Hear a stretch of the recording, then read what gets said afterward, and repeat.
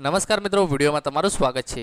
તો મિત્રો, પશ્ચિમ બંગાળમાં સોમવારે સવારે એક મોટો ટ્રેન અકસ્માત થયો હતો। અહીં ન્યૂ જલપાઈગુડીમાં એક માલગાડીએ કંચનજંગા એક્સપ્રેસ ટક્કર મારી હતી।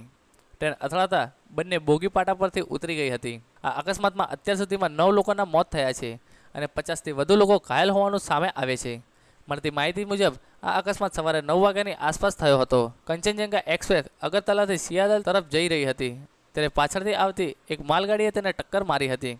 સરકારનો દાવો છે કે 2004 થી 2014 વચ્ચે દર વર્ષે સરેરાશ 171 રેલ અકસ્માતો થયા હતા, જ્યારે 2014 થી 2023 વચ્ચે દર વર્ષે સરેરાશ 71 રેલ અકસ્માત થયા હતા। આંકડા દર્શાવે છે કે છેલ્લા કેટલાક દાયકાઓમાં ભારત ટ્રેન અકસ્માતનો ઘટાડો થયો છે। રેલવેના યર બુક અનુસાર કેટલાક અકસ્માતો થયા છે।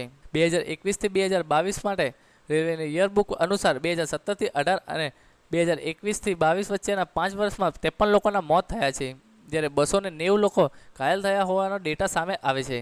2019-20 અને 2020-21માં ટ્રેન અકસ્માતમાં એક પણ મૃત્યુ થયું નથી। જોકે આ તે સમય હતો જ્યારે કોવિડનો રોગચાળો સમગ્ર વિશ્વમાં ફેલાઈ રહ્યો હતો અને ટ્રેન પર થોડા મહિનાઓ માટે બંધ થઈ ગઈ હતી।